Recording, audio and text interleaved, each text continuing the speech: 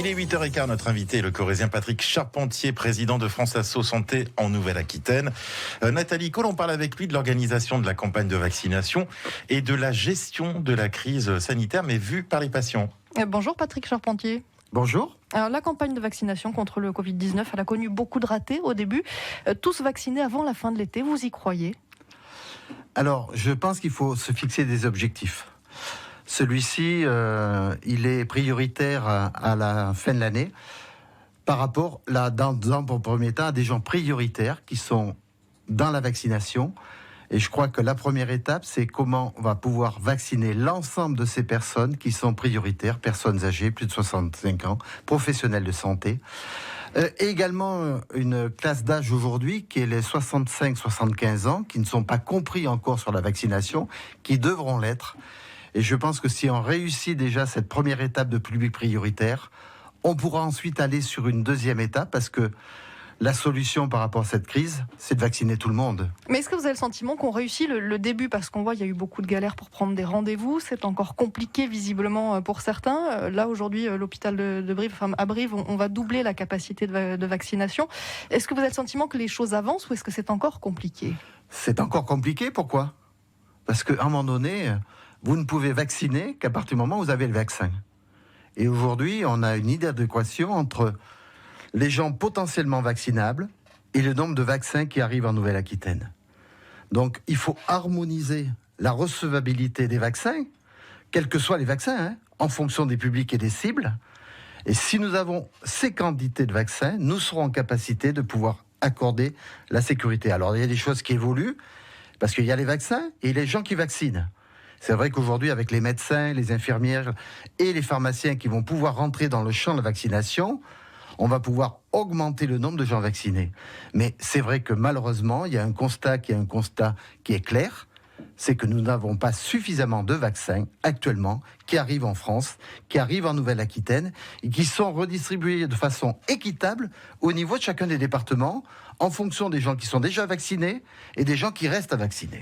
Et est-ce que dans les publics prioritaires, il y en a qui sont aussi oubliés de cette vaccination tout simplement parce qu'ils n'ont pas les moyens, par exemple, de venir jusqu'à un centre de vaccination ? Alors, dans les priorités, le domicile, les établissements, ça a permis de le faire. Les publics qui sont aujourd'hui, qui sont malheureusement un peu oubliés, c'est les gens du domicile et principalement toutes les personnes qui sont sur des mobilités réduites, qui ne peuvent pas aller vers les centres de vaccination et pour qui il va falloir amener le vaccin au domicile, d'où la nécessité de faire confiance aux professionnels du territoire qui connaissent ces gens-là et qui pourront les vacciner. Il est 8h18, c'est Patrick Charpentier, président de France Asso Santé de Nouvelle-Aquitaine, qui est l'invité de France Bleu Limousin ce matin. Et depuis le début de la crise, on entend beaucoup les scientifiques, les médecins, les politiques aussi, mais les patients que vous représentez, Patrick Charpentier, est-ce qu'ils sont écoutés ? Surtout, est-ce qu'ils sont entendus dans la gestion de cette crise sanitaire ? Alors malheureusement, on a tous été sidérés dans un premier temps.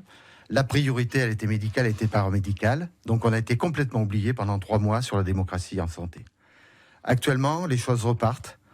On a le principe des 3 tiers. On a des établissements, qu'ils soient des EHPAD, des établissements, des hôpitaux, où on a quelque chose qui fonctionne, même avec les moyens d'aujourd'hui. La visio permet de faire des commissions des usagers. La visio permet de faire des groupes de travail avec les établissements.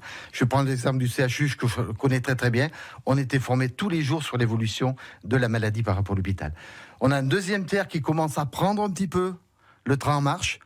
Et malheureusement, on a des oubliés ou des gens qui ne veulent pas, qui mettent la sécurité peut-être en priorité et qui en oublient la dimension de relations humaines. Et ce qui fait qu'automatiquement, tant pour le patient que pour les usagers, il y a encore des choses à améliorer. Avec des effets collatéraux de cette crise, dans les maisons de retraite par exemple, où tout a été fermé, est-ce que vous avez constaté aussi des difficultés liées à l'isolement, voire des décès peut-être liés à cette situation particulière ? Écoutez, moi j'ai envie de dire que ça a été le plus difficile, l'EHPAD. Même si je comprends qu'il fallait prendre les sécurités à tous azimuts, mais ça ne devait pas supprimer la relation et la dimension humaine qu'on a supprimée. Je donne l'exemple, au début, les personnes âgées n'étaient même pas comptabilisées dans les personnes décédées. Vous imaginez ? Il a fallu mettre une cellule d'éthique au niveau de l'espace d'éthique régional de façon à avoir une écoute attentive sur des gens qui, à distance, n'avaient pas l'écoute suffisante des établissements. c'est en train de se remettre en place aussi, mais je pense qu'en effet, il y a une dimension humaine qui a été d'une fragilité extrême et qui a fait automatiquement des dégâts collatéraux importants. Aujourd'hui, vous avez le sentiment rapidement que ça va mieux? Je pense qu'aujourd'hui, on a appris quand même de la crise. Je veux dire que déjà toute la dimension des gestes barrières. On a des masques aujourd'hui. On est capable de tracer. On est capable d'isoler. On est capable de vacciner. Ça, c'est de la plus-value. L'hôpital a appris à faire aussi avec ces gens qui ont le Covid. On est plus performant aujourd'hui au niveau de l'accueil des gens hospitalisés en réa. Est-ce qu'on les écoute plus aussi? On les écoute sûrement plus, mais vous savez, vous disiez, il y a ceux qui conseillent, il y a ceux qui décident, et il y a ceux qui accompagnent. Moi, je suis un accompagnateur. Aujourd'hui, je fais un flash Covid au niveau de France Asso Santé tous les 15 jours pour informer les associations. Quand on a eu la distribution des masques, l'AFM Téléthon a repris contact avec toutes les familles de France et on a mis les bénévoles, les salariés et on a distribué des masques au niveau des familles. Donc il y a une complémentarité de compétences à asseoir sur un territoire et en Limousin, faisons confiance aux acteurs de la Haute-Vienne, de la Corrèze, de la Creuse, parce que ce sont eux qui seront les opérateurs de la vaccination de demain. Et vous allez continuer de relayer tout ça. Patrick Charpentier, président de France Asso Santé Nouvelle-Aquitaine. Merci d'avoir accepté notre invitation ce matin à France Bleu Limousin. Merci pour la vôtre.